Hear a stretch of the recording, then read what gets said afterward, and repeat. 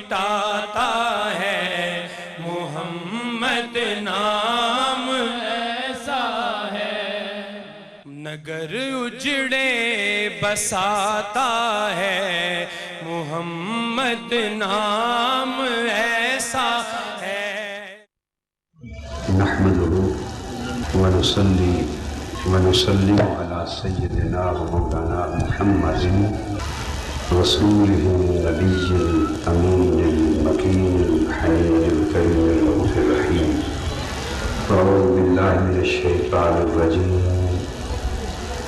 بسم الله الرحمن الرحيم. لقد لبثتم فيكم عمرا من قبله أفلا تعقلون. صدق اللہ مولانا العظیم. محترم مشائخ اعظام، مکرم علماء کرام، مہمانان گرامی قدر، معزز خواتین و حضرات، آج کی کانفرنس کا عنوان پیغام عشق مصطفیٰ صلی اللہ علیہ وآلہ وسلم. یہ حقیقت میں تحریک منہاج القرآن کی پوری جد و جہد کا مرکز و محور ہے، اور تحریک منہاج القرآن کے پورے فکر کا نیوکلیس ہے. منہاج القرآن کے فکر کا بنیادی نقطہ ہے جس پر تحریک منہاج القرآن کا مذہبی اور دینی فکر استوار ہوتا ہے. گزشتہ 1-2 صدیوں سے ہمارے دین و مذہب کی تعلیمات اور تصورات پر بھی مادیت کی لپیٹ، مادیت کا اثر آیا ہے، اور دینی اور مذہبی تعلیمات کا خالص روحانی پہلو، ایمانی پہلو اور وجدانی پہلو اس مغربی اور مادی اثرات کے پیش نظر بری طرح متاثر ہوا ہے. میں سمجھتا ہوں کہ آج کی کانفرنس اور قرآن مجید کے حوالے سے ہم حضور نبی اکرم صلی اللہ علیہ وآلہ وسلم کے ساتھ جو نسبت عشقی کی اہمیت ہے اس سیدھے راستے کو آسانی کے ساتھ پہچان سکیں. یہ بات ذہن نشین کر لیں کہ آج سے 150-200 سال قبل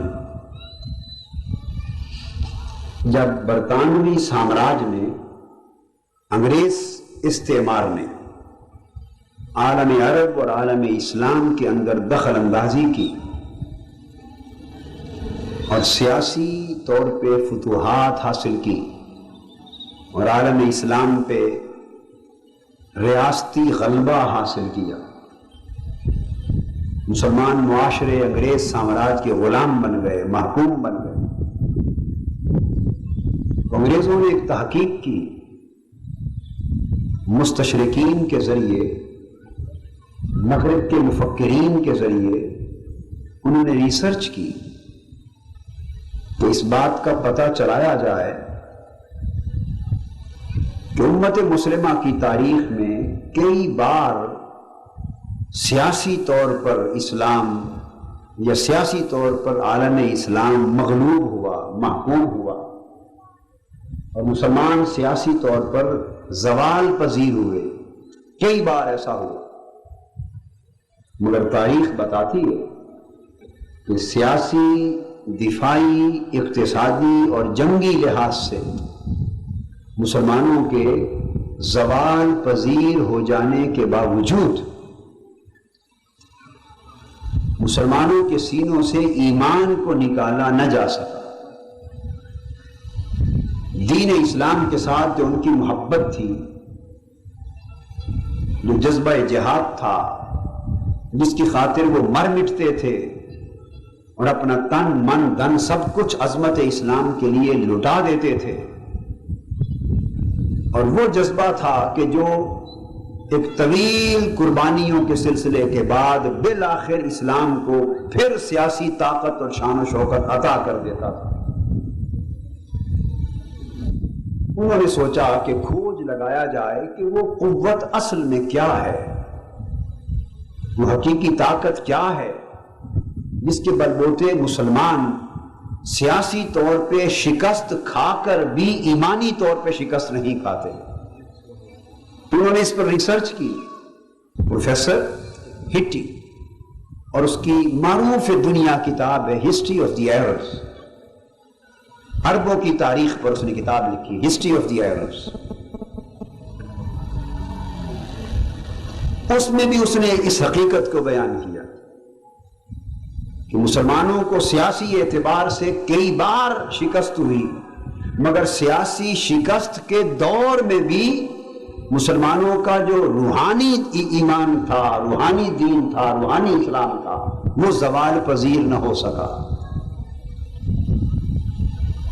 انہوں نے اس کی جب ریسرچ کی تو اس نتیجے پہ پہنچے کہ مسلمانوں کے عقیدے میں اور مسلمانوں کے ایمان میں ایک نسبت ایسی ہے کہ جب تک اسے ختم نہ کیا جائے، 1000 بار بھی اگر عالم اسلام کو سیاسی شکست دے دی گئی تو یہ امت پھر ابھر کھڑی ہوگی، پھر زندہ ہو جائے۔ وہ قوت جو سیاسی، دفاعی، جنگی، سماجی، معاشرتی، ثقافتی، اقتصادی، ہر محاذ پر سازشوں اور شکستوں کے باوجود جو قوت اور جو جذبہ مسلمانوں کے ایمان کو پھر زندہ و تابندہ کر دیتا ہے اور گری ہوئی امت مسلمہ کو پھر اٹھا کے کھڑا کر دیتا ہے، اور شکست خوردہ حال میں بھی وہ فتح یاب غالب مغربی اقوام کے سامنے پھر ٹکرا کر اپنا تن من دھن سب کچھ لٹانے پر تیار کر دیتا ہے، وہ جذبہ عشق مصطفیٰ کا جذبہ ہے،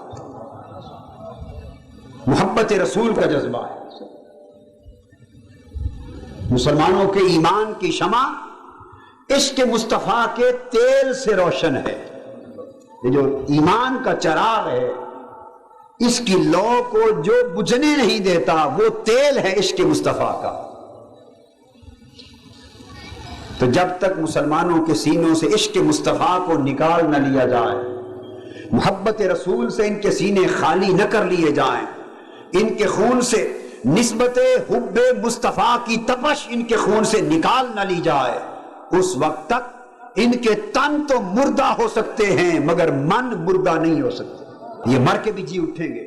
علامہ اقبال نے اسی نقطے کی طرف اشارہ کیا ہے اپنے ان شعروں میں، یہ فاقہ کش جو موت سے ڈرتا نہیں ذرا، روح محمد اس کے بدن سے نکال لو، فکر عرب کو دے کے فرنگی تخیلات، اسلام کو حجاز و یمن سے نکال۔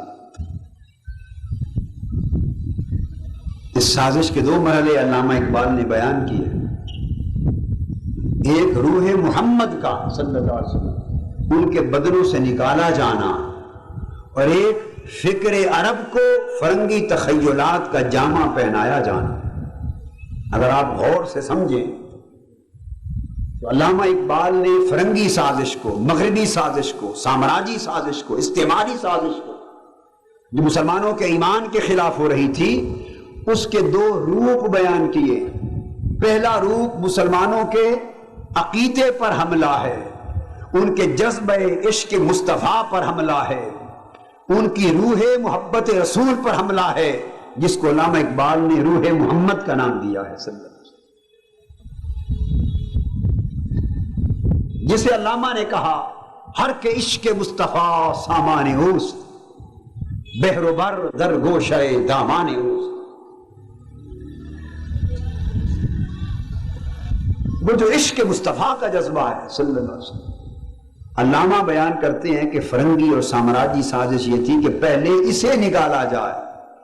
یاد رکھیں کہ پہلا حملہ اسلام کے فکر پر نہیں ہوا، پہلا حملہ اسلام کے اور مسلمانوں کے فکر پر نہیں ہوا، پہلا حملہ فکری اور نظریاتی نہیں تھا، پہلا حملہ اعتقادی، مذہبی اور جذباتی تھا کہ مسلمانوں کے عقیدہ اور ایمان میں جو عشق مصطفیٰ کی بنیاد ہے اسے منہدم کر دیا جائے۔ یہ جو اپنے رسول کے ناموس پر جان قربان کرنے پر اتر آتے ہیں، اپنے رسول کی عزت و حرمت پر تن من دھن لٹانے پر چلے آتے ہیں۔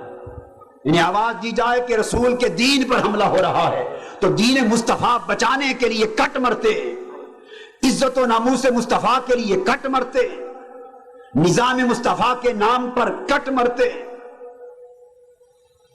حضور کے عشق اور محبت کے نام پر تن من دھن لٹا دیتے، حضور کے دیدار کی بات سننے کے آقا کا دیدار ہوگا سب کچھ لٹانے پہ تیار ہو جاتے، گنبد خضرا کے دیدار کے لیے گھر بار چھوڑ کے سفر کرتے ہیں، شہر مدینہ کے گلی کوچوں سے محبت کرتے ہیں اور کوچہ ہائے مدینہ کے کتوں سے محبت کرتے ہیں، ان کے در و دیوار کو چومتے ہیں، گنبد خضرا کو دیکھ کر زار و قطار روتے ہیں، حضور کی نعتیں سنتے، زلفوں کا ذکر سنتے، چشمان مقدس کا ذکر سنتے، حسن سراپا کی بات سنتے، کوئے مدینہ کی بات سنتے، سر دھلتے اور روتے۔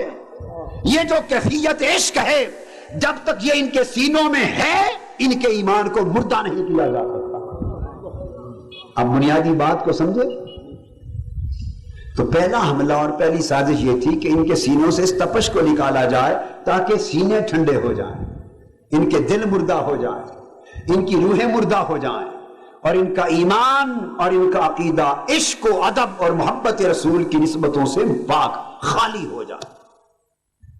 تو پہلا حملہ اس پر تھا، روح محمد اس کے بدن سے نکال لو، اس لیے کہ پہلا مصرع بتا رہا ہے یہ فاقہ کش جو موت سے ڈرتا نہیں ڈرتا، یہ وہ جذبہ تھا، ولولہ تھا جو مسلمان کو موت سے بھی بے نیاز کر دیتا۔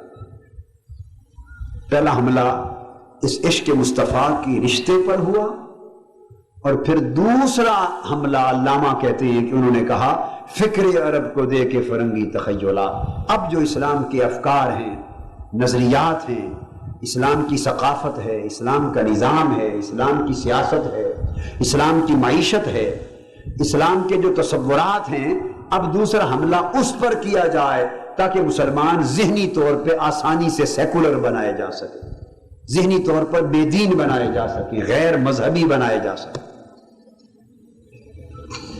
مگر ذہنی طور پہ مسلمانوں کو سیکولرائز کرنا، بے دین کرنا، بے مذہب کرنا اور دین سے ذہنی طور پہ، فکری طور پہ، نظریاتی طور پر، ثقافتی طور پر، معاشی طور پر، سیاسی طور پر اسلام سے لا تعلق کرنا، یہ آسان ہو جائے گا جب پہلے ان کا دل عشق رسول سے خالی ہو جائے گا۔ یہ وہ بنیادی حملہ تھا۔ برطانوی سامراج نے اس مقصد کے حصول کے لیے اپنے مورخین کے ذریعے کتابیں لکھوائیں، لٹریچر تیار ہوا، مسلمانوں کے اندر بھی کام ہوا اور عالم کفر میں بھی کام ہوا، اندرونی اور بیرونی دونوں محاذوں پر مسلمانوں کے سینوں سے عشق مصطفیٰ کو نکالنے کے لیے بھرپور سازش کی گئی، اور یہ سازش گزشتہ 200-250 برس سے ہو رہی تھی، 200-250 برس سے ہو رہی، اور آج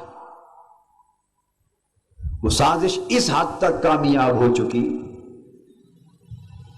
کہ عشق مصطفیٰ صلی اللہ علیہ وآلہ وسلم کی اہمیت چند مضبوط ایمان رکھنے والوں کے سوا بالعموم دور جدید کی نسلوں کے ذہنوں میں اس کی اہمیت ختم ہو۔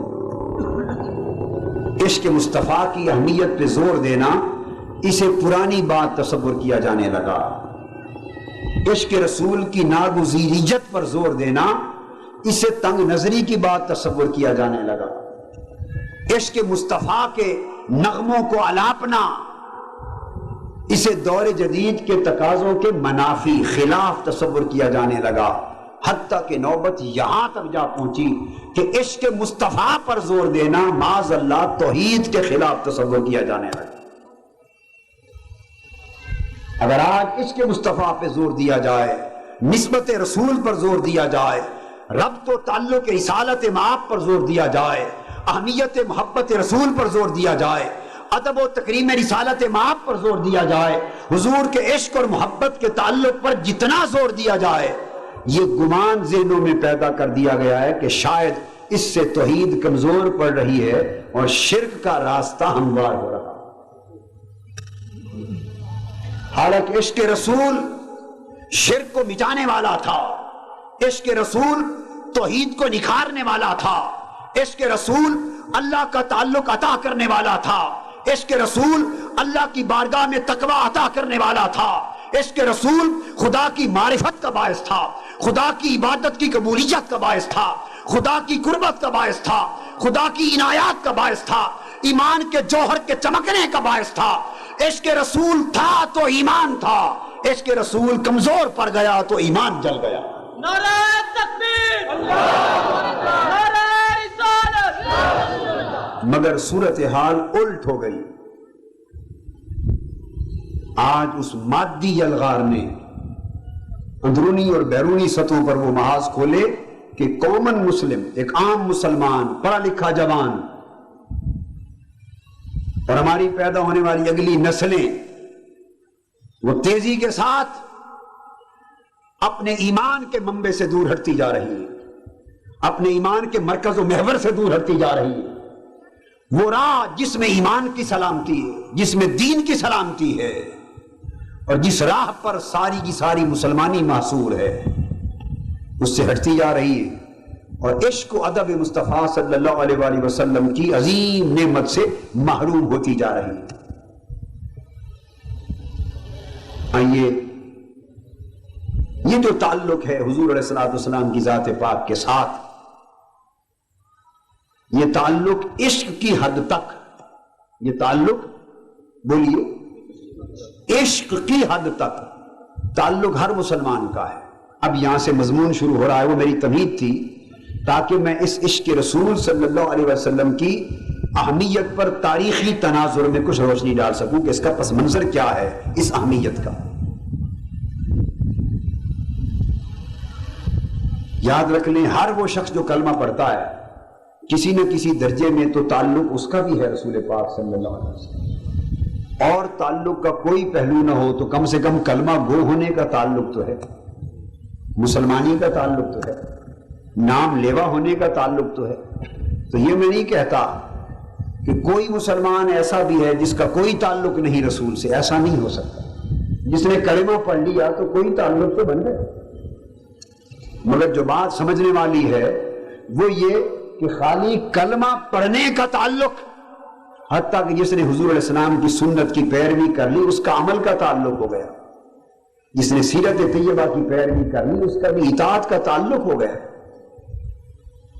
مگر یاد رکھ لیں، یہ سارے تعلق اس وقت تک قبول نہیں ہوتے جب تک ان کی بنیاد حضور علیہ السلام کے ساتھ تعلق محبت پر استوار نہ ہو، اور تعلق ادب پر استوار نہ ہو، اور وہ تعلق محبت اور تعلق ادب بڑھ بڑھ کر عشق میں بدل نہ گیا ہو۔ ایمان کی سلامتی کے لیے حضور علیہ السلام کی ذات پاک کے ساتھ وہ تعلق درکار ہے جو عشق کے درجے پر ہو، جس میں انسان اس رشتے کی خاطر سب کچھ لٹا دیتا ہے۔ حضور علیہ السلام نے فرمایا، لا یؤمن احدکم حتی اکون احب الیہ من والدہ وولدہ والناس اجمعین، تم میں سے کوئی شخص اس وقت تک ایمان والا نہیں ہو سکتا جب تک وہ مجھے اپنے ماں باپ سے بڑھ کر، مجھے اپنی اولاد سے بڑھ کر، اور مجھے پوری دنیا کے تمام انسانوں سے بڑھ کر اپنا محبوب نہ بنا لے۔ اب یہ حدیث پاک کو آپ نے عمر بیت گئی آپ سنتے رہے، عمر بیت گئی، تقریر کرنے والے اس پر تقریریں کرتے رہے اور آپ بھی سنتے رہے۔ حدیث نئی نہیں ہے، مگر جو بات اس حدیث میں سمجھائی گئی ہے شاید وہ بات بھولا دی گئی، وہ سمجھانا چاہتا ہوں۔ حضور علیہ السلام نے لا یؤمن احدکم کہا کہ تم میں سے کوئی ایک شخص بھی اس وقت تک ایمان والا ہی نہیں ہو سکتا، مسلمان ہی نہیں ہو سکتا، صاحب ایمان بھی نہیں ہو سکتا جب تک وہ اپنے ماں باپ سے بڑھ کر مجھ سے محبت نہ کرے، جب تک وہ اپنی اولاد سے بڑھ کر مجھ سے محبت نہ کرے، اور جب تک وہ روئے زمین پر بسنے والے تمام انسانوں سے بڑھ کر مجھ سے محبت نہ کرے۔ تو حضور علیہ السلام نے فرمایا کہ ایمان کی پہلی شرط یہ ہے کہ یہ تینوں محبتیں، والدین کی محبت، اولاد کی محبت اور پوری دنیا کی محبت، جب تک محبت رسول کے سامنے سر نہ جھکا دیں اور محبت رسول ان تینوں محبتوں پر غالب نہ آ جائے، اس وقت تک وہ شخص صاحب ایمان ہی نہیں۔ اب دنیا کی محبت کتنی ہو سکتی ہے؟ والناس اجمعین، اس کی ایک ہی مثال لے لیں، کوئی دو ایسے دوست سوچ لیں جن کی آپس میں بڑی محبت ہو۔ ہزاروں مثالیں آپ دیکھتے ہیں کہ دوست ایسے ہوتے ہیں کہ جو ایک دوسرے کے لیے کٹ مرتے ہیں، اتنی محبت بھی ہوتی ہے کہ ایک دوسرے سے بچھڑ بھی نہیں سکتے۔ پہلی شرط یہ ہوگی کہ اگر دنیا میں جتنی بھی محبتیں بڑھ سے بڑھ کر ہے، اور والناس اجمعین دنیا کے لوگوں کی محبت میں مجنو کو لیلا سے جو محبت تھی وہ بھی دنیا کے لوگوں کی محبت میں آ گئی یا نہیں؟ رانجھے کو ہیر سے جو محبت تھی، سہنی کو ماہیوال سے جو محبت تھی، پتہ نہیں یہ لوگ ہوئے یا نہیں ہوئے، مجھے اس سے غرض نہیں، مگر جو واقعہ مشہور ہے میں تصور دے رہا ہوں آپ کو، میرا مقصد محبت کا تصور سمجھانا ہے۔ محبت کے جو قصے، جو داستانیں مشہور ہیں، ان کے ناپاک حصے کو، پلید حصے کو، ناجائز حصے کو ایک طرف نکال دیں۔ آپ محبت کے اس جوہر خالص کو لے لیں، محبت کے جوہر خالص کو لے لیں جس کے تحت مجنو ایک دن ایک کتے کے پاؤں بیٹھا چوم رہا تھا، کتے کے پاؤں چوم رہا تھا۔ لوگوں نے پوچھا مجنو کیا ہو گیا ہے؟ کتے کے پاؤں چوم رہا، یہ بھی کوئی چیز ہے چومنے والی؟ اس نے کہا خلق گفتہ پائے سگ بوسیدہ مجنو، خلق گفتہ این چه بود، گفت گاہ گاہ این در کوئے لیلا رفتہ بود۔ لوگوں نے پوچھا مجنو پاگل ہو گئے ہو، کتے کے پاؤں چوم رہے ہو، کیا ماجرا؟ مجنو نے جواب دیا پاگل میں نہیں تم ہو، تم نے اس کتے کو عام کتا سمجھا، یہ عام کتا نہیں، یہ وہ کتا ہے جو کبھی کبھی میری لیلا کی گلی سے گزر جاتا ہے۔ جو لوگ عشق اور محبت کے تعلق میں فنا ہوتے ہیں ان کی کیفیت محبوب کے تعلق میں محبوب جیسا بھی ہو، اچھا ہو یا برا ہو، ان کی کیفیت کچھ اور ہو۔ یہ جو دنیا کے لوگوں کی محبت ہے اس کو تیسرے درجے میں حدیث پاک میں بیان کیا، والناس اجمعین، اس دنیا کے جتنے لوگ ہیں اور ان کی آپس میں جتنی محبت ہوتی ہے، وہ محبت جتنے بھی اونچے درجے کی ہو، اگر محبت مصطفیٰ سے نیچے نہ رہ جائے تو انسان صاحب ایمان۔ اور آقا نے والناس اجمعین کہہ کر دنیا کی ساری محبتوں کو محبت مصطفیٰ کی چھری سے ذبح کر دیا۔ اور میں ایمان چاہتے ہو تو ایسی محبت مصطفیٰ دل میں پیدا کرو کہ دنیا کی بڑی سے بڑی محبت بھی اس کے سامنے ذبح ہو جائے۔ تو میں بتا رہا تھا کہ عام طرح کا تعلق ایمان نہیں بناتا، ایمان کے لیے محبت کا خاص تعلق درکار ہے اور اس کے معیار ہیں۔ پہلا معیار یہ، دوسرا معیار ووالدہ فرمایا، والدہ وولدہ، ماں باپ کی محبت سے بڑھ جا۔ اب آگے دنیا کی ساری محبتیں جتنی بھی ہوں، مگر رب نے اولاد اور والدین کے درمیان رشتہ ایسا بنایا ہے، رشتہ ایسا بنایا ہے کہ جب ماں باپ کی محبت آتی ہے تو وہ محبتیں دم توڑ دیتی ہیں، ماں باپ کی محبت کے سامنے دم توڑ دیتی ہیں۔ آقا علیہ السلام نے فرمایا لوگوں، ماں باپ کی وہ محبت جس کے سامنے دنیا کی ساری محبتیں دم توڑ دیتی ہیں، ماں باپ کی محبت میری محبت کے سامنے دم توڑ جائے تو بات ایمان کی بنتی ہے۔ ماں باپ کی محبت دنیا میں سب سے اونچی ہوتی، مگر جب اپنی اولاد ہو جاتی ہے بیٹی کی تو ادھر پیچھے ماں ہے، ادھر اس بیٹی کی بیٹی بیٹا ہے، ادھر ماں ہے ادھر اپنی اولاد، ادھر باپ ہے ادھر اپنی اولاد۔ تو جب اپنی اولاد ہو جاتی ہے تو ان کے سامنے اپنے ماں باپ کی محبت بھی دم توڑ دیتی۔ بولیے پوتے پوتیاں والے بتائیں بات درست ہے یا غلط؟ جب آپ کے بیٹے بیٹی کی آگے اولاد ہو جائے تو پھر وہ اولاد زیادہ عزیز ہوتی ہے یا ماں باپ عزیز ہوتے؟ بولیے، فطری نظام ہے، وہاں ماں باپ کی محبت بھی ہار جاتی ہے۔ ماں کی مامتا، جو اولاد کے لیے ماں کی مامتا جو تڑپتی ہے، وہاں اسے اپنی ماں کی محبت بھی یاد نہیں رہتی۔ تو گویا اولاد کی محبت پر آ کر دنیا کی ساری محبتیں ہار جاتی ہیں۔ یہ سب سے اونچی محبت ہے دنیا میں. حضور علیہ الصلوۃ والسلام نے فرمایا کہ دنیا میں سب سے اونچی محبت اولاد کی، اور فرمایا ایمان تب آئے گا جب اولاد کی محبت بھی ہار جائے محبت مصطفیٰ کے سامنے. محبت رسول اس محبت سے بھی بڑھ جائے تو ایمان آئے. پھر حضور علیہ الصلوۃ والسلام نے ایک روز سیدنا عمر فاروق رضی اللہ تعالیٰ عنہ کا ہاتھ پکڑا، سیدنا فاروق اعظم کا رضی اللہ تعالیٰ عنہ ساتھ لے کے چلے اور فرمانے لگے عمر آؤ تم ایک بات بتاؤں. فرمایا لن یؤمن احدکم حتی اکون احب الیہ من نفسہ. فرمایا پہلے یہ شرط تھی کہ ایمان کے لیے دنیا کی ساری محبتوں سے میری محبت بڑھ جائے، پھر ماں باپ کی محبت سے میری محبت بڑھ جائے، پھر اولاد کی محبت سے میری محبت بڑھ جائے. مگر اگر ایمان کا کمال چاہتے ہو تو اولاد کی محبت بھی پیچھے. جو محبت تمہیں اپنی جان اور اپنی زندگی سے ہے وہ زندگی سے محبت بھی محبت مصطفیٰ کے سامنے ہار جائے تو ایمان کامل ہوگا. نعرہ تکبیر، نعرہ رسالت، محبت مصطفیٰ، محبت مصطفیٰ. اب اس کی مثال سن لو. ایک کشتی میں جا رہے ہیں آپ خود سوچ کے جواب دیں. سال 2 سال کا 4 سال کا بیٹا بیٹی بھی آپ کے پاس ہے، کشتی ڈوب جاتی ہے. اب آپ زندگی اور موت کی کشمکش میں، اور اتنے تیراک آپ ہیں نہیں کہ خود بھی بچ جائیں اور بچے کو بھی بچا کے لے جائیں. اب وہاں ایک ایسا مرحلہ آتا ہے کہ ایک جان بچ سکتی ہے، یا بچے کی یا آپ کی اپنی.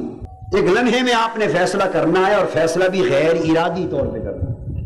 فیصلہ بھی غیر ارادی طور پہ ایک لمحے میں کرنا ہے. اگر آپ بچے کو سنبھالتے ہیں تو آپ ڈوب کے غرق ہوتے ہیں، اور اگر اپنے آپ کو بچانا ہے ہاتھ پاؤں مارنے کے لیے تو بچے کو موجوں کے سپرد کر کے غرق کرنا پڑتا ہے.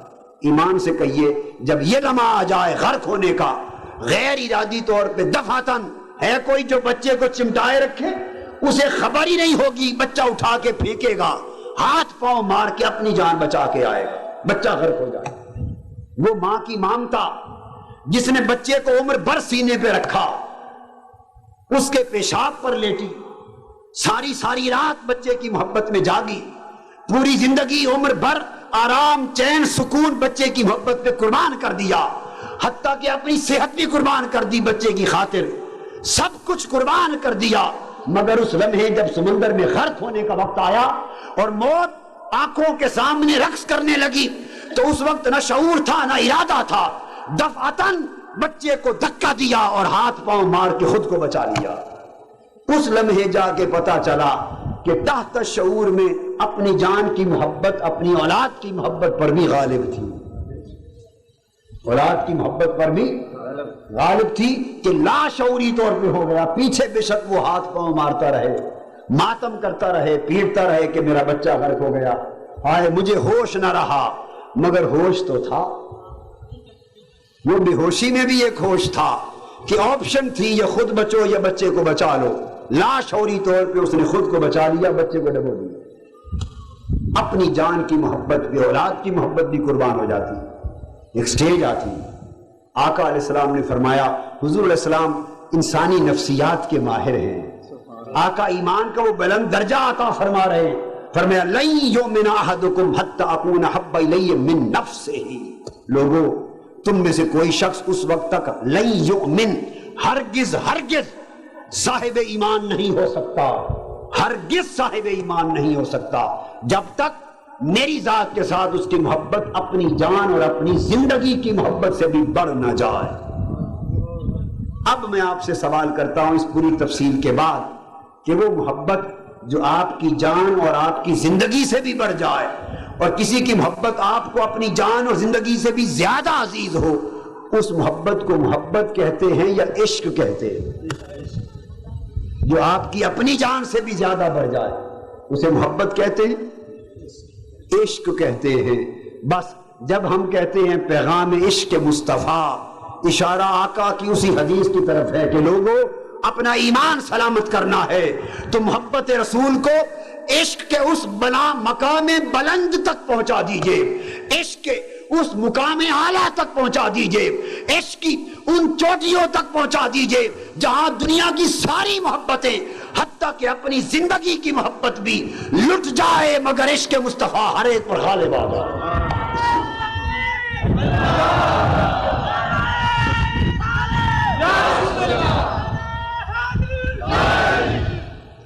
یہ حضور علیہ السلام کی عشق اور محبت کا وہ تقاضا ہے، اور آقا نے فرمایا کہ اس کے بغیر ایمان آتا ہی نہیں فرمایا حضور نے اس طرح کے کلمات میں کہ وہ ہرگز مسلمان نہ ہوگا جب تک وہ یہ عمل نہ کر لے۔ یہ وہ بنیادی تصور ہے۔ آئیے اس کو اب قرآن مجید کے حوالے سے سمجھتے ہیں۔ حضور صلی اللہ علیہ وآلہ وسلم 3 سال خفیہ تبلیغ فرماتے رہے چھپ کر دار ارقم میں۔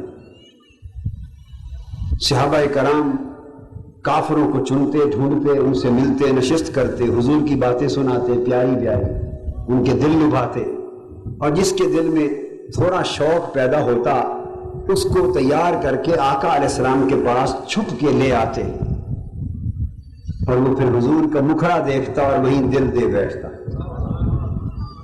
تو 3 سال تک اسلام کا سلسلہ اس طرح چلتا رہا۔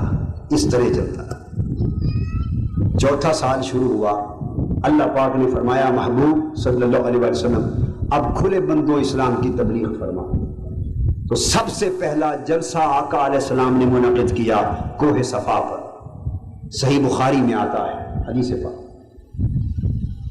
صفا جو پہاڑی صفا مروہ جس پر آپ سعی کرتے حج و عمرے کے دوران، اس صفا مروہ والے مقام پر کوہ صفا پر حضور تشریف لے گئے صلی اللہ علیہ وسلم۔ مکہ شہر کے قریشیوں کو، کافروں کو، مشرکوں کو، لوگوں کو جمع کر لیا، اور جمع کر کے ان سے فرمایا لوگوں یہ جن بتوں کی اور جھوٹے خداؤں کی تم پوجا کرتے ہو یہ شرک ہے، چھوڑ دو۔ عبادت کے لائق صرف ایک اللہ ہے، وحدہ لا شریک، اس ایک رب کی عبادت کرو۔ دعوت توحید دی، بولیے کیا؟ دعوت توحید دی۔ حضور صلی اللہ علیہ وآلہ وسلم جب یہ فرما چکے تو کافر اور مشرک اور قریشی بولے اے محمد صلی اللہ علیہ وسلم، جس ایک اللہ کی آپ دعوت دے رہے ہیں اور ہم سے سینکڑوں خدا چھڑا رہے ہیں، ایک خدا منوانے کے لیے سینکڑوں خدا چھڑا رہے ہیں، اس ایک خدا کی کوئی دلیل بھی ہے کہ وہ ہے بھی یا نہیں؟ اس کی کوئی گواہی بھی تو دے، اس کی کوئی شہادت دے، اس کے ہونے کا کوئی ثبوت دے، ہم اسے کیسے مانیں؟ انہوں نے پوچھا کیا ہم اس کو دیکھ سکتے ہیں کہ دیکھ کر مانیں؟ فرمایا نہیں، تم اس اللہ کو دیکھ بھی نہیں سکتے۔ کیا ہم اس کی بات سن سکتے ہیں؟ فرمایا نہیں، تم سن بھی نہیں سکتے۔ کیا ہم اس سے مل سکتے ہیں؟ تم مل بھی نہیں سکتے۔ کیا ہم اس کو سمجھ سکتے ہیں کہ وہ ہماری عقل میں آ جائے؟ فرمایا نہیں، تمہاری سمجھ میں بھی نہیں آ سکتا۔ کہنے لگے ہم اس کو دیکھ بھی نہیں سکتے، سن بھی نہیں سکتے، مل بھی نہیں سکتے، سمجھ بھی نہیں سکتے، تو ہم مانے کیسے؟ مانے کیسے؟ اس ایک کو بن دیکھے، بن سمجھے، بن ملے کیسے مان لے؟ کوئی دلیل دے، کوئی ثبوت دے، کوئی شہادت دے۔ حضور علیہ السلام نے اوپر دیکھا اللہ پاک کی طرف، عرض کیا مولا یہ تیرے ہونے کا ثبوت مانگتے ہیں، تیرے ہونے کی دلیل مانگتے، تیرے ہونے کی دلیل مانگتے کہ تو ہے، دلیل کیا دوں؟ اللہ پاک نے فرمایا میرے محبوب صلی اللہ علیہ وآلہ وسلم اس وقت نہ چاند ٹکڑے کرنے کی دلیل دے، نہ ڈوبے سورج کو پلٹانے کی دلیل دے، نہ درختوں سے کلمہ پڑھانے کی دلیل دے، نہ پتھروں سے صدائے حق بلند ہونے کی دلیل دے، ساری دلیلیں چھوڑ دے، یہ میرے ہونے کی دلیل مانگتے ہیں میرے پیارے، ان سے فرما دے اور کوئی دلیل نہیں دیتا، خدا کے ہونے پر میرا ہونا دلیل ہے۔ جنہوں نے خدا کو نہیں دیکھا وہ مصطفیٰ کو دیکھ لو، جو خدا کو نہیں سمجھے وہ مصطفیٰ کو سمجھ لو، جو خدا سے نہیں ملے وہ مجھ سے مصطفیٰ سے مل لو، مجھے دیکھ لو، اگر میں مانا جاتا ہوں تو مجھے تک کر میرا خدا مان لو۔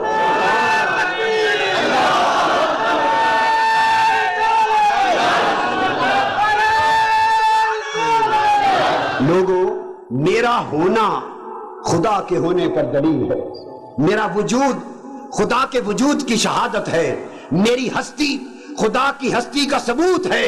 آؤ، جس نے خدا کو ماننا ہے وہ مصطفیٰ کو مان لے۔ اور قرآن بولا فَقَدْ لَبِثْتُ فِيكُمْ عُمَرًا مِّن قَبْلِهِ أَفَلَا تَعْقِلُونَ۔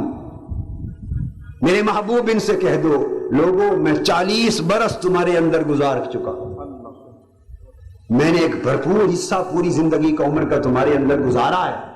میرا بچپن دیکھ لو، میرا لڑکپن دیکھ لو، میں مکہ شہر کی گلیوں میں تھا، میری تم سے رشتہ داریاں ہیں، مجھے تم نے سفر میں دیکھا، مجھے حضر میں دیکھا، شام کی منڈیوں تک تجارت پر گیا تم نے دیکھا، تم نے میری زندگی کے دن دیکھے، میری راتیں دیکھی، میری صبحیں دیکھی، میری شامیں دیکھی، تم نے میرے قول دیکھے، میرے وعدے دیکھے، میرا اٹھنا دیکھا، بیٹھنا دیکھا، چلنا پھرنا دیکھا، میرے معاملات دیکھے، میرے اعمال دیکھے، میرے اخلاق دیکھے، میرے احوال دیکھے۔ ارے لوگوں، محمد کی کتاب زندگی کا ایک ایک ورق تمہارے سامنے ہے، اگر مجھ میں نقص ہے تو خدا کا انکار کر دو، اگر مجھ میں نقص ہے تو خدا کا انکار کر دو، اور اگر میری ہستی میں کوئی عیب نہیں تو خدا کو بے عیب مان دو۔ یہ دلیل دی، اور اس پر حضور علیہ الصلوۃ والسلام نے، یہ قرآن مجید نے دلیل دلوائی۔ یہ بات توجہ طلب ہے۔ اللہ پاک منوانا خود کو چاہتا ہے، اور پیش کس کو کر رہا ہے؟ مصطفیٰ کو، کہ مجھے ماننے کے لیے مصطفیٰ کو دیکھ لو، اگر مصطفیٰ کو مان لیتے ہو تو پھر اس کے ذریعے سے مجھے مان لو۔ پھر حضور علیہ السلام نے فرمایا، یہ بھی بخاری شریف میں کہا، لوگوں اگر میں تم سے کہوں اس پہاڑ کے پیچھے سے قافلہ آ رہا ہے، ایک لشکر فوج کا تم پہ حملہ کر دے گا، مشہور حدیث ہے، عام کتابوں میں بھی درج ہے، بچپن میں بھی آپ پڑھتے سنتے ہو، تو کیا تم مان لو گے میری بات؟ تو کیا جواب دیا تھا کافروں نے؟ بولیے، مان لیں۔ کہا تھا مان لیں گے۔ حضور علیہ السلام نے فرمایا، کیسے مانو گے؟ تم نے تو وہ لشکر بھی نہیں دیکھا ہوگا۔ تو میں نے بتایا کہ پہاڑ کے پیچھے ایک لشکر ہے، حملہ کر دے گا، تم نے تو نہیں دیکھا، تو دیکھے بغیر اس لشکر کو کیسے مان لو گے کہ وہ ہے؟ وہ کہنے لگے، اس لیے مان لیں گے کہ مصطفیٰ آپ سچے ہیں، آپ سچے ہیں، چونکہ آپ سچ بولتے ہیں تو آپ کی وجہ سے اس لشکر کو مان لیں گے۔ تو آقا نے فرمایا، اگر میرے بتانے پر بن دیکھے لشکر کو مان رہے ہو تو میرے بتانے پر بن دیکھے خدا کو مان لو۔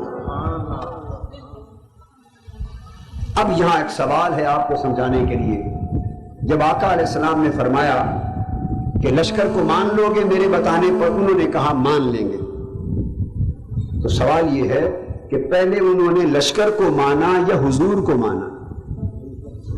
صلی اللہ علیہ وسلم کس کو مانا؟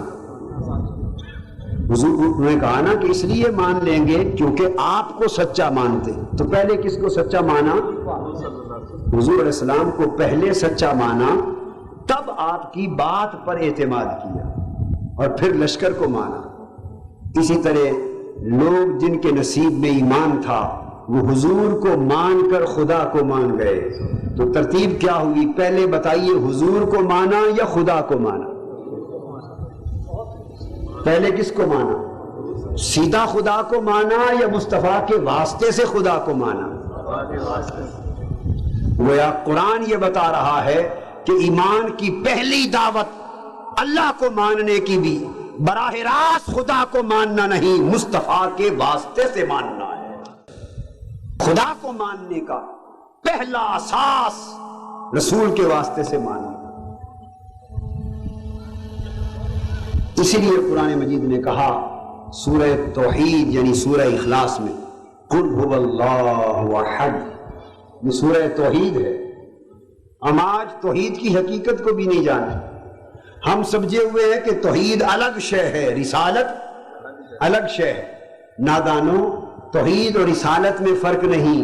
میں بتاتا ہوں کہ توحید اور رسالت کا تعلق کیا ہے۔ اللہ نے فرمایا محبوب قل، فرما دو، هو اللہ احد، وہ اللہ ایک ہے۔ کیا فرمایا؟ فرما دو محبوب کہہ دے هو اللہ احد، اللہ ایک۔ یہ سورہ توحید ہے۔ توحید کہاں سے شروع ہو رہی ہے؟ توحید کا مضمون لفظ قل سے یا لفظ هو اللہ سے؟ قل کا معنی ہے کہہ دو۔ اب کہہ دو میں کوئی ذکر ہے خدا کے ایک ہونے کا؟ قل تو حکم ہے حضور سے کہ محبوب کہہ دو۔ کیا کہہ دو؟ پتہ نہیں کیا کہنا ہے، وہ جو آگے آئے گا وہی کہنا ہے۔ جب تک لفظ قل تھا میرے محبوب کہہ دو، یہ حضور سے خطاب ہے۔ اس میں کوئی توحید، اس میں توحید نہیں، یہ حضور سے خطاب۔ میرے پیارے رسول کہہ دے۔ مولا کیا کہہ دوں؟ محبوب ان سے کہہ دو هو اللہ احد، وہ اللہ ایک ہے۔ هو اللہ احد، یہاں سے توحید کا مضمون شروع ہو رہا ہے۔ وہ اللہ ایک ہے، یہ مضمون توحید ہے۔ میرے مولا تو ایک ہے، یہ بات تیرے بندوں سے کہہ دوں تو تو خود ہی کہہ دے۔ باری تعالیٰ فرماتے ہیں میرے محبوب تیرے ذریعے سے اس لیے کہلوا رہا ہوں کہ میں خود بندوں سے کلام نہیں کرتا۔ میں خود بندوں سے کلام، ہر ایک سے کلام نہیں کرتا۔ میں بندوں میں سے ایک خاص بندہ چن لیتا ہوں، اسے منصب نبوت پہ فائز کرتا ہوں، اسے مقام رسالت پہ فائز کرتا ہوں، اور میں اسے چنے ہوئے محبوب نبی اور رسول سے، اس سے میں کلام کرتا ہوں، اور پھر اس سے کہتا ہوں میرے محبوب تجھ سے میں نے بات کی، اب میری بات تو میرے بندوں سے کر۔ قل هو اللہ احد، تو کہہ دے۔ اللہ تعالیٰ ایسا کیوں کرتا ہے؟ فرمایا اس لیے تاکہ لوگوں کو پتہ چل جائے کہ میں رب ہوں، بندے میرے بندے۔ اگر میں چاہوں، جس بندے سے چاہوں براہ راست خود خطاب کر سکوں۔ اللہ کی قدرت پر کوئی روک اور ٹوک نہیں، اللہ چاہتا اور اللہ چاہے جس سے چاہے کلام کر دے، وہ قادر مطلق۔ فرمایا میں رب اور قادر مطلق ہو کر اگر سارے بندوں سے ڈائریکٹ کلام کرنا چاہوں براہ راست، تو مجھے کوئی روک نہیں سکتا۔ تو لوگوں کو پتہ چل جائے، لوگوں جب میں رب ہو کر، قادر مطلق ہو کر، تمہارا خدا ہو کر، اور تم سے براہ راست کلام کرنے پر قادر ہو کر بھی تم سے براہ راست خطاب نہیں کرتا، جب میں تم سے اپنی بات کہنا چاہتا ہوں تو رسول کو درمیان میں واسطہ مقرر کرتا ہوں، اور میں تم سے رسول کے واسطے سے کلام کرتا ہوں رب ہو کر۔ تو ظالموں، جب رب تم سے رسول کے واسطے کے بغیر بات نہیں کرتا تو تم کون ہو رسول کا واسطہ چھوڑ کر خدا سے براہ راست بات کرنا؟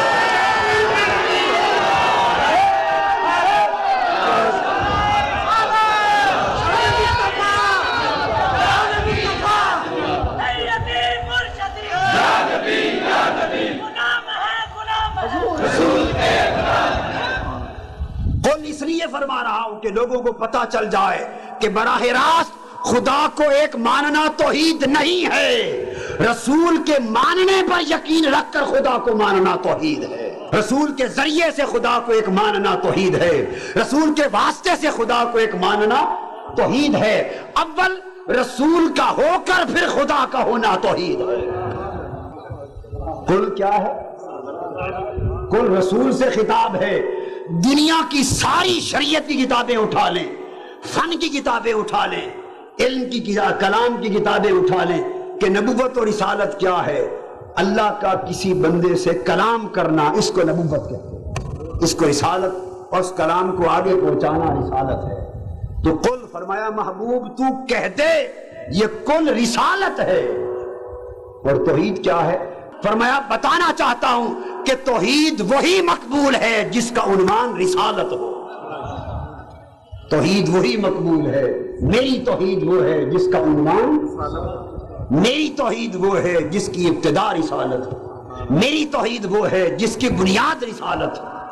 تو توحید اور رسالت میں جو فرق بنا رہے ہیں ہم، یہ ہماری نادانی ہے، فرق نہیں ہے۔ توحید ابتدا ہے، رسالت اس کی انتہا ہے۔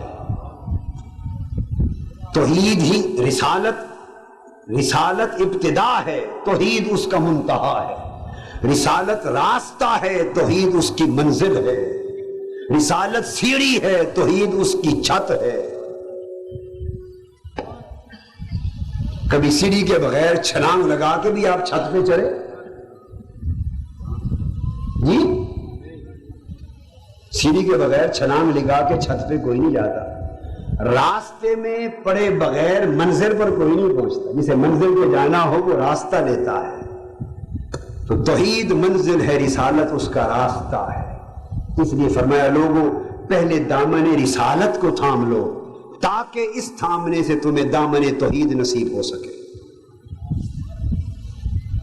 یہ قرآن مجید ہے جو حضور علیہ السلام کے اس تعلق پر زور دے رہا ہے۔ یہ تعلق ایمان تھا، یہ تعلق توحید تھا۔ اب آئیے قرآن کی طرف، تعلق اطاعت، تیسرا تعلق۔ پہلا کیا؟ تعلق ایمان، دوسرا تعلق توحید، تیسرا تعلق اطاعت۔ باری تعالی ہم آپ کی اطاعت کرنا چاہتے ہیں۔ اے اللہ، ہم چاہتے ہیں کہ آپ کی اطاعت کریں، آپ کے فرما بردار، تابع فرمان، اطاعت گزار بندے بن جائیں۔ تو کیا کریں؟ اللہ پاک فرماتے آؤ تمہیں سمجھاؤں میری اطاعت کا طریقہ کیا ہے۔ قرآن بولا من یطع الرسول فقد اطاع اللہ۔ اللہ پاک نے فرمایا جاؤ میری کیا اطاعت کرو گے؟ میرے رسول کی اطاعت کرو۔ جس نے میرے رسول کی اطاعت کی اس نے خدا کی اطاعت کر۔ تو اللہ کی اطاعت کے لیے اللہ پاک نے رسول کی اطاعت کو پیمانہ مقرر کر دیا۔ تو اطاعت رسول کی کر رہا ہے اور شمار اطاعت خدا ہو رہی ہے۔ تو اطاعت کا تعلق بھی رسول سے استوار ہوا۔ اتباع کا عملی تعلق، باری تعالیٰ ہم چاہتے ہیں کہ عملاً متبع بن جائیں۔ اللہ پاک نے فرمایا قل ان کنتم تحبون اللہ فاتبعونی یحببکم اللہ۔ اگر اللہ سے محبت چاہتے ہو تو میرے رسول کی غلامی میں آ جاؤ، میرے رسول کی اتباع کا پٹا گلے میں ڈال لو۔ تو تعلق اتباع میں بھی رسول سے تعلق کرو، اطاعت کے لیے رسول سے تعلق کرو، توحید کے لیے رسول سے تعلق جوڑو، ایمان کے لیے رسول سے تعلق جوڑو۔ اور پھر فرمایا عرض کیا باری تعالیٰ ہم چاہتے ہیں تیری طرف رجوع کریں، تیری طرف لوٹیں۔ تعلق رجوع قرآن کہتا ہے سورہ نساء میں وَإِذَا قِيلَ لَهُمْ تَعَالَوْا إِلَىٰ مَا أَنزَلَ اللَّهُ وَإِلَى الرَّسُولِ رَأَيْتَ الْمُنَافِقِينَ يَصُدُّونَ عَنْكَ صُدُودًا۔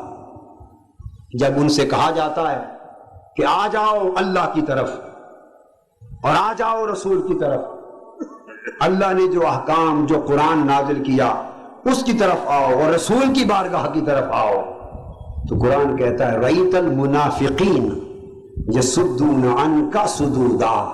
میرے حبیب جب انہیں دو دعوتیں دی جاتی، دعوت الی اللہ اور دعوت الی الرسول، رجوع الی اللہ اور رجوع الی الرسول، جب انہیں دو دروازوں کی طرف اللہ اور خدا کے رسول کی طرف بلایا جاتا ہے، فرمایا میرے محبوب آپ دیکھیں گے کہ جو منافق لوگ ہیں، رأیت المنافقین، منافقوں کی پہچان یہ ہے کہ میری طرف آنے سے نہیں کتراتے، یصدون عنک صدودا، محبوب تیری بارگاہ میں آنے سے گھبراتے۔ منافقوں کی پہچان یہ ہے کہ میری طرف آنا ہو دوڑے دوڑے آئیں گے، مگر جب کہا جائے آؤ بارگاہ مصطفیٰ کی طرف آ جاؤ، یصدون عنک صدودا، تو آپ کی بارگاہ میں آنے سے گردن پھیر لیتے۔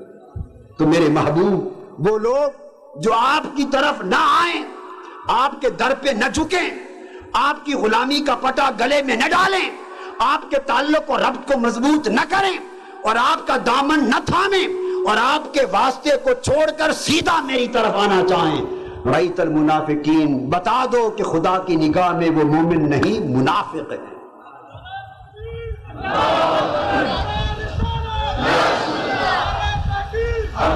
یاد کر لے قرآن میں، سنت میں، اسلام میں رسول کے واسطہ اور وسیلہ کے بغیر واسطہ رسالت اور وسیلہ رسالت کے سیدھا خدا کی طرف جانے کا کوئی تصور نہیں ہے، کوئی تصور نہیں، پورے اسلام میں کوئی تصور نہیں۔ رب سے تعلق جوڑنے کا رسول کے تعلق کے بغیر کوئی کنسپٹ نہیں ہے۔ قرآن مجید میں ہے، آگے عرض کیا باری تعالی، ہم تیری حاکمیت چاہتے، تیری حاکمیت چاہتے، تیرا فیصلہ ماننا چاہتے ہیں، کیا کریں؟ فرمایا میری حاکمیت چاہتے ہو، میرے مصطفیٰ کی حاکمیت میں آ جاؤ۔ جس نے بھی رب سے مانگا کہ میرے مولا اے رب کائنات تجھ سے یہ تعلق استوار کرنا چاہتا ہوں، رب نے وہ تعلق اپنے محبوب سے جوڑ دیا۔ فرمایا ہاں آؤ، مگر میرے رسول کے ذریعے سے آؤ۔ فرمایا فلا وربک لا یؤمنون حتی یحکموک فیما شجر بینہم، فرمایا محبوب آپ کے رب کی قسم، قربان جائیں کیا؟ اب اس نے تو بات ختم کر دی، فرمایا میں تو رب بھی مصطفیٰ کا ہوں، پھر تمہارا، پہلے رب جس کا؟ مصطفیٰ کا، پھر تمہارا۔ فرمایا محبوب آپ کے رب کی قسم، اس وقت تک یہ لوگ صاحب ایمان نہیں ہو سکتے جب تک آپ کو حاکم نہ مانیں، اپنے جھگڑوں میں آپ کو حاکم نہ مانیں، اپنے جھگڑوں میں آپ کو حتمی حکم نہ مان لیں، جب تک آپ کے حکم کے سامنے سر تسلیم خم نہ کریں تب تک وہ مجھ پر ایمان نہیں لا سکتے۔ تعلق کے تحکیم بھی حضور سے جوڑا، پھر عرض کیا باری تعالی ہم آپ سے تعلق کے بخشش جوڑنا چاہتے ہیں، گناہگار ہیں، خطا کر بیٹھے مولا، تجھ سے معافی مانگنا چاہتے ہیں، تیرے پاس آنا چاہتے ہیں کہ تو معاف کر دے، راستہ بتا۔ اس نے فرمایا آؤ، راستہ محبوب کے وسیلے اور شفاعت کا، محبوب کے وسیلہ اور شفاعت کا۔ فرمایا وَلَوْ أَنَّهُمْ إِذ ظَّلَمُوا أَنفُسَهُمْ جَاءُوكَ، اگر وہ جو اپنی جانوں پر ظلم کر بیٹھے اور اللہ کی بارگاہ میں گناہگاری، خطا کاری اور ظلم کاری کے بعد اللہ کی بارگاہ سے اگر معافی لینا چاہتے ہیں، بخشش لینا چاہتے ہیں، تو کیا کریں؟ جاؤکا، جو لوگ مجھ سے بخشش مانگنا چاہتے ہیں محبوب جاؤکا تیرے در پہ آ جائیں۔ مولا ناراض تو ہے ہم سے، گناہ ہم نے تیرا کیا، ناراض تجھے کیا، خطا تیری کی، نافرمانی تیری کی، معافی بھی تجھ سے چاہیے، بخشش بھی تجھ سے چاہیے، تو ہم تجھ سے بخشش مانگتے ہیں، تو محبوب کا گھر دکھا رہا ہے، ہم تیرے گھر آنا چاہتے ہیں، تو محبوب کا گھر دکھا رہا ہے، کیا ماجرا؟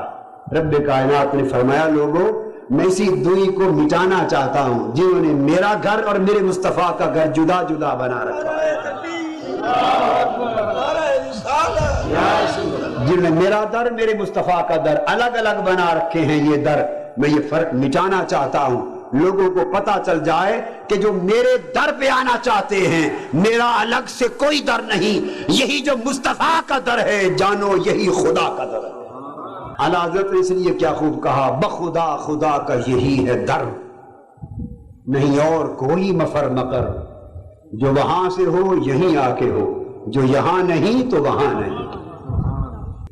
باری تعالیٰ ہم آ گئے تیرے محبوب کے در پر، در مصطفیٰ پہ آ گئے، حضور کو وسیلہ بنا لیا، حضور کو واسطہ بنا لیا، آقا کے در پہ آ گئے۔ اب عرض کیا باری تعالیٰ بتا اب تیرے محبوب کے در پہ آ گئے، اب کیا کریں؟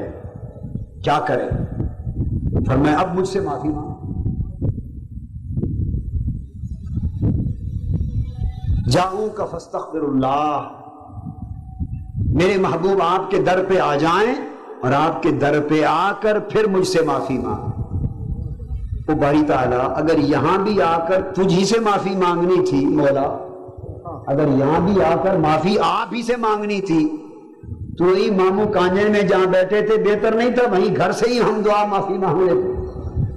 تیرا تو اپنا فرمان ہے، جو شخص مجھے جہاں پکارتا ہے میں سنتا ہوں، مجیب دعوت الداع اذا دعان فلیستجیبوا، جہاں مجھے پکارنے والا پکارتا ہے میں سنتا ہوں مولا، تو ہر جگہ سنتا ہے، اگر یہاں بھی آ کر تجھی سے معافی مانگنی تھی تو مسجد میں وہیں بیٹھ کر معافی مانگ لیتے، تیرے محبوب کے حوالے کے بغیر معافی مانگ لیتے، تیرے محبوب کے واسطے کے بغیر معافی مانگ لیتے، اس در کی کے بغیر معافی مانگ، یہاں کیوں بلایا؟ اس نسبت کی طرف کیوں بلایا؟ اس واسطے کی طرف کیوں بلایا؟ اس تعلق کی طرف کیوں بلایا؟ رب کائنات نے فرمایا ہاں، تمہاری اسی گمراہی کو ختم کرنا چاہتا تھا۔ تم جو سمجھتے تھے کہ واسطہ رسول کے بغیر معافی مل جائے گی، یہاں اس لیے بلایا کہ تمہیں سمجھ آ جائے کہ معافی واسطہ رسول کے بغیر اللہ کی بارگاہ سے نہیں ملا کرتی، اس لیے اسے ناگزیر کر دیا۔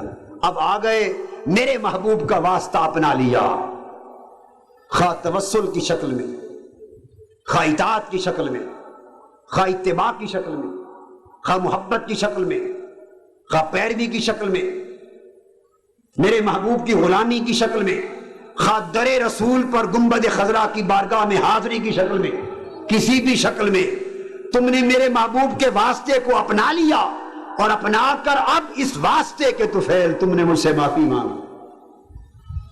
باری تعالیٰ اب معاف کر دے، فرمایا نہیں، اب رک جا، تمہارا کام ختم ہو گیا، تمہارے ذمے دو کام تھے۔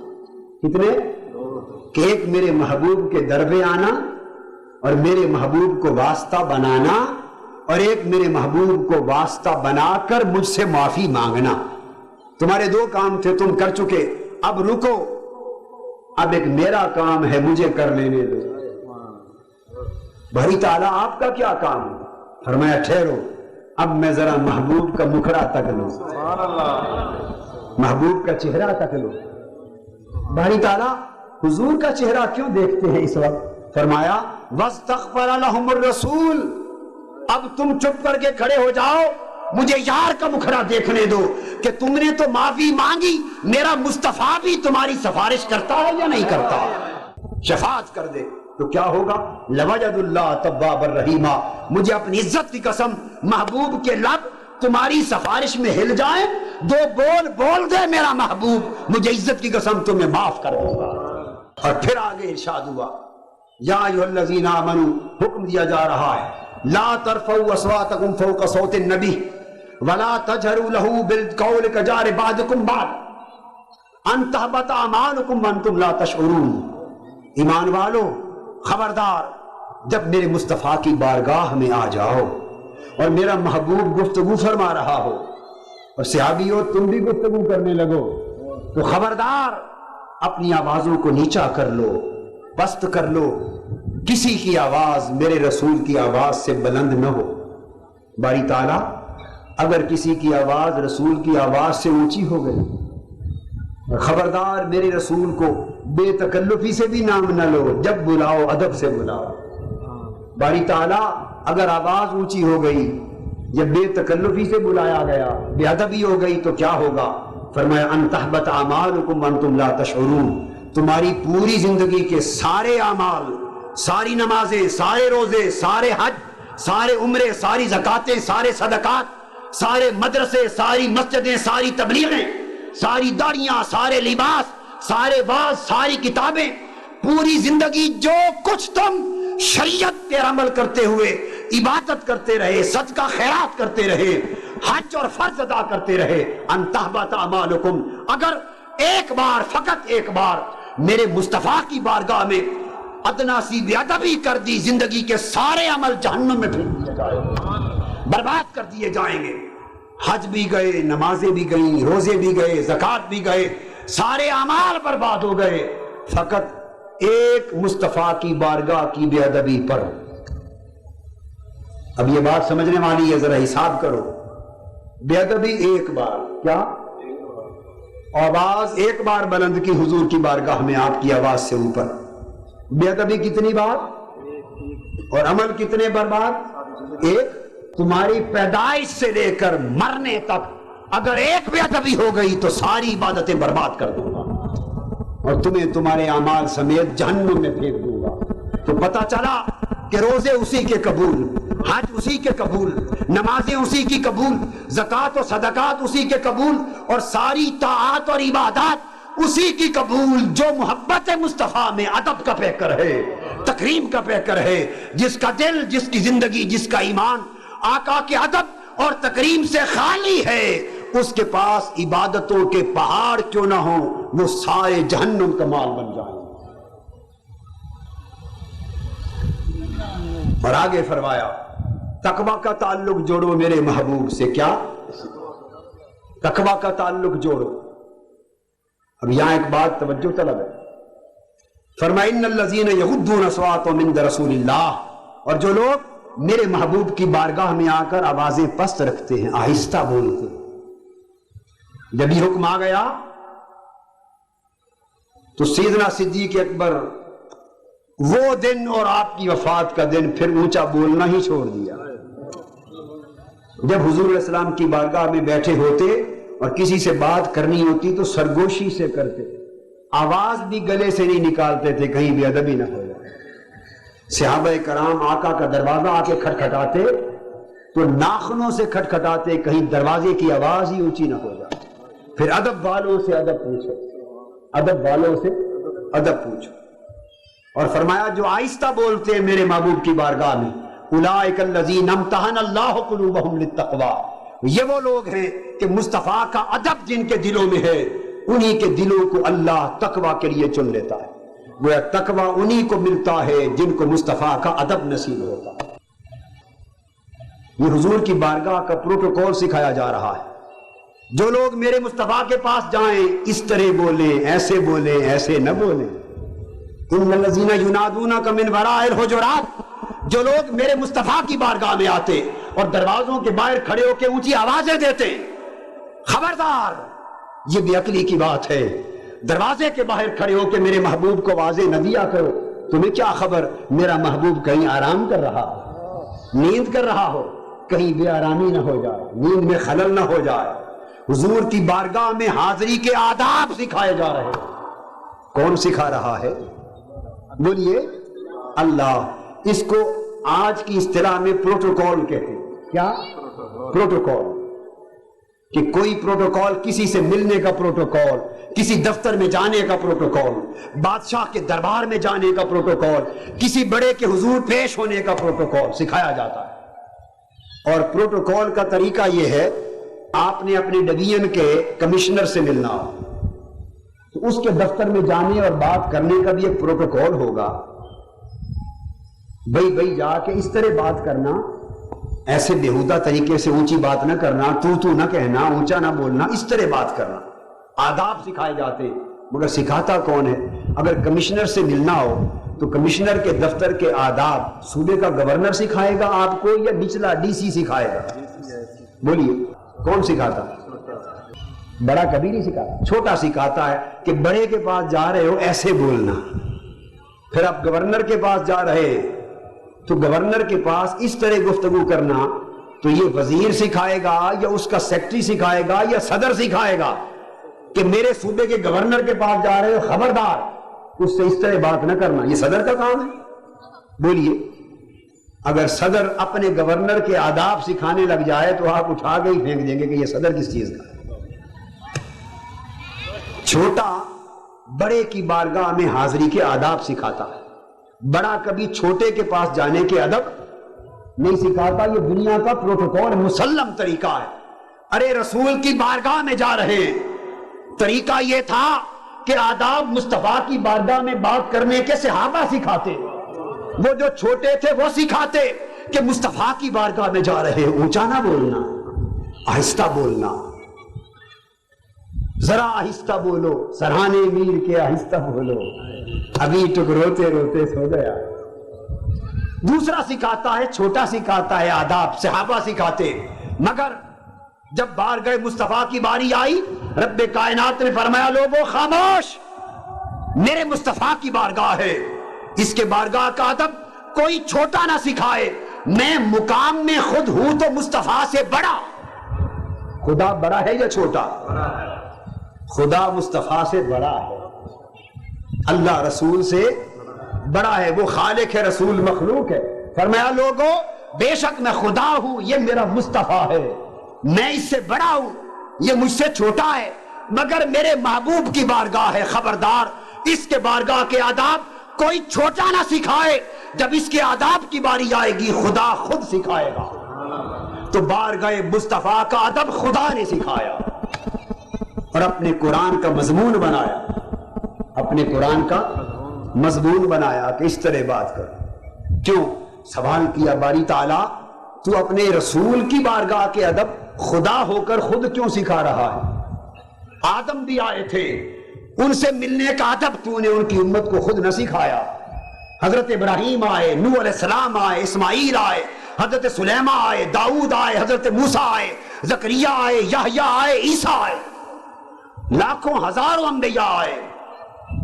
ان کی بارگاہ اور ان سے ہم کلام ہونے کا ادب تو نے خود اپنی وحی میں نہ سکھایا۔ آج زبور پڑھ لو، تورات پڑھ لو، انجیل پڑھ لو، بائبل پڑھ لو، آج عیسائیوں نے نبیوں کو خدا بنا دیا، حضرت عیسیٰ کو خدا بنا دیا۔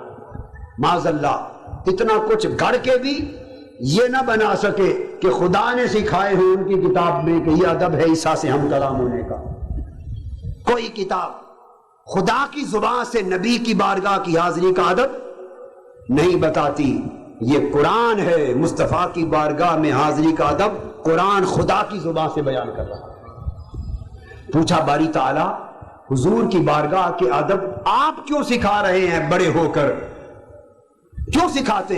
رب کائنات نے فرمایا یہی تو نادانو نکتہ تمہیں سمجھ نہیں آیا، تم اسے فقط رسول کی بارگاہ سمجھتے پھرتے ہو، اس لیے سوال کر رہے ہو کہ خدا کیوں ادب سکھائے۔ ارے مجھے عزت کی قسم، وہ ہے تو مصطفیٰ، مگر مصطفیٰ کی بارگاہ ہی خدا کی بارگاہ ہے، اس کی بارگاہ ہی میری بارگاہ ہے، اس کی بارگاہ کے سوا میری اور کوئی بارگاہ نہیں، اس کے گھر کے سوا میرا اور کوئی گھر نہیں، اس کے در کے سوا میرا اور کوئی در نہیں، اس کی قربت کے سوا میری اور کوئی قربت نہیں، اس کی قربت میری قربت ہے، اس کی حرمت میری حرمت ہے، اس کا ادب میرا ادب ہے، اس کی محبت میری محبت ہے۔ اگر میں نے اس کے ادب سکھائے سمجھ لو اپنی بارگاہ کی حاضری کے ادب سکھائے۔ دوستو، حضور صلی اللہ علیہ وسلم کی بارگاہ سے یہ عشق اور محبت اور ادب بڑا تعلق جو آپ نے اللہ کی زبان سے سنا، قرآن کی زبان سے سنا۔ گفتگو ختم کرنے سے پہلے دو ایک چیزیں خلفائے راشدین اور صحابہ کرام کے عمل سے بھی سن لو کہ وہ صحابہ کرام جنہوں نے عشق مصطفیٰ، ادب مصطفیٰ، نسبت مصطفیٰ کا درس اللہ کی زبان سے لیا تھا، ان کا عمل حضور کی محبت میں کیا تھا۔ دو باتیں بتا کر ختم کرتا ہوں تاکہ عصر کی نماز کے لیے جماعت ہو سکے۔ حدیث پاک بخاری شریف کی اٹھائیے، سیدنا فاروق اعظم حج کا موقع ہے، کعبے کا طواف فرما رہے، حجر اسود کے سامنے آ کے کھڑے ہو گئے اور حجر اسود کو خطاب کیا اور فرمایا حجر اسود انی اعلم انک حجر لا تنفع ولا تضر واللہ ما قبلتک ابدا لولا رأیت رسول اللہ یقبلک۔ اے حجر اسود، میں جانتا ہوں کہ تو ایک پتھر ہے، حجر اسود تو نہ میرے نفع کا مالک ہے نہ نقصان کا مالک ہے، اور ہم وہ ہیں جو پتھروں کو چھوڑ چکے، پتھروں کو چھوڑ چکے، پتھر چھوڑ کر آج عمر تجھے پتھر جان کر چومتا پھرتا ہے۔ کیوں؟ فرمایا خدا کی قسم کسی اور وجہ سے نہیں چومتا، صرف اس لیے چوم رہا ہوں کہ مصطفیٰ کے لب تجھ سے لگ گئے۔ یاد کرو 6 ہجری میں سیدنا عثمان غنی کا وہ واقعہ حدیث پاک میں ہے، جب مذاکرات کے لیے آئے کفار نے واپس بھیج دیا کہ اس سال مسلمانوں کو حج کی اجازت نہیں۔ جانے لگے، قریش مکہ نے کہا عثمان آپ چونکہ مکہ میں آ گئے، کعبہ سامنے ہے، اور 6 سال کے بعد آئے تھے مکہ میں حضرت عثمان، 6 سال جب سے ہجرت کی تھی آنا نہ ہوا تھا، کعبہ سامنے ہے، آپ کو اجازت ہے طواف کر لیں، آپ کعبے کا طواف کر لیں، کعبہ سامنے تھا، کفار کی طرف سے اجازت تھی، شریعت کی طرف سے منع بھی نہ تھی، کوئی رکاوٹ نہ تھی، کوئی نہیں نہ تھی، مگر سیدنا عثمان غنی نے فرمایا ارے نادانو، تمہیں ہمارے ایمان کی حقیقت کی خبر نہیں۔ فرمایا خدا کی قسم واللہ ما اطوف بہی حتی یطوف بہی رسول اللہ، جب تک میرے مصطفیٰ اس کعبے کا طواف کرنے پر ساتھ نہ ہوں گے میں خدا کے گھر سے خالی مڑ جاؤں گا مگر کعبے کا طواف نہیں کروں گا۔ اللہ کے گھر سے واپس مڑ گئے، کعبے کا طواف نہ کیا، صرف محبت مصطفیٰ میں، عشق مصطفیٰ میں، ادب مصطفیٰ۔ ثابت ہوا کہ جملہ فرائض فروع ہے، اصل الاصول بندگی استاجور کی. لوگوں صحابہ کرام کا ایمان حضور کے عشق سے عبارت تھا. آقا حجامت کرواتے، صحابہ کرام اس حجام حلاق کے ارد گرد گھیرا ڈال لیتے اور ایک ایک بال مبارک زمین پر گرنے نہ پاتا اٹھا کر سنبھال کے رکھتے. ابو طلحہ حضور کے بال سنبھالتے، خالد بن ولید حضور کے بال ٹوپی میں سی کے رکھتے، اور ٹوپی گر جاتی جنگ چھوڑ دیتے جب تک ٹوپی سر پہ نہ رکھتے، تلوار نہ اٹھاتے. یہ کیا تھا؟ کئی قرآن اور حدیث نے کہا تھا کہ حضور کے بال سنبھال کے رکھنا؟ حکم تھا قرآن اور حدیث کا؟ نہیں. تو کس حکم کے تحت کرتے تھے؟ نہ قرآن کا حکم تھا، نہ حدیث کا حکم تھا، عشق کا حکم تھا، ادب کا حکم تھا، محبت کا حکم تھا. یہی ان کا ایمان تھا. آقا لیٹتے، حضرت ام سلیم کے گھر لیٹے، پسینہ مبارک گرتا، شیشیاں لے کے صحابی اور صحابیات شیشیوں میں حضور کے پسینے کو جمع کر لیتے. آقا کی ایک روز آنکھ کھل گئی، پوچھا ام سلیم یہ کیا کر رہی ہو؟ عرض کیا نرجو برکتہ لسبیاننا قال اصبت. عرض کیا آقا آپ کے پسینے سے ہم برکت لیں گے، بیماروں کو شفا دیں گے، برکت لیں گے. فرمایا تم نے صحیح کیا. پسینے سنبھالے جا رہے ہیں، وضو کے قطرے ملے جا رہے ہیں، لعاب دہن رگڑے جا رہے ہیں، منہ مبارک سنبھالے جا رہے ہیں، اور زمین کے جن مقامات پر حضور کے قدم لگے تھے وہاں ہاتھوں سے مل مل کے چہروں پر ملا جا رہا ہے. وہاں سجدے ہو رہے ہیں. حضرت ابن عمر سجدے کر رہے ہیں. جہاں حضور ایک روز اونٹنی کو گھما کر گئے تھے، ابن عمر اس صحرا میں اونٹنی کو چکر دلا رہا ہے. پوچھنے والے نے پوچھا ابن عمر اونٹنی کو کیوں گھمائے جا رہا ہے، کیا وجہ ہے؟ حضرت عبداللہ بن عمر کہنے لگے وجہ تو مجھے بھی معلوم نہیں، بس ایک روز یار کو دیکھا تھا اونٹنی گھماتے ہوئے، میں تو حضور کی ادا نبھا رہا ہوں. ارے صحابہ کا مشرب یہ تھا کہ جس طرف وہ نظر نہیں آتے، جس طرف وہ نظر نہیں آتے ہم وہ رستہ ہی چھوڑ دیتے ہیں، اور کعبہ بنتا ہے اس طرف ہی ریاض، رخ جدھر کو وہ موڑ لیتے. دوستان محترم، یہ وہ قرآن مجید اور سنت نبوی اور حدیث محمدی صلی اللہ علیہ وسلم کا پیغام اور اسلامی تعلیمات کا نچوڑ ہے کہ عشق مصطفیٰ اور ادب مصطفیٰ ہی حقیقت ایمان، اور یہی تحریک منہاج القرآن کا پیغام.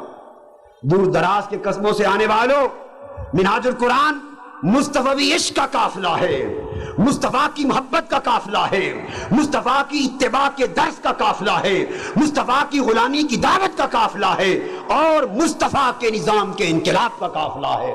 آؤ اپنے دلوں میں عشق مصطفیٰ کی شمع جلانے کے لیے، اپنے سینوں میں محبت و ادب مصطفیٰ کے چراغ جلانے کے لیے اس قافلہ عشق مصطفیٰ میں، منہاج القرآن کے قافلے میں شریک ہو جاؤ.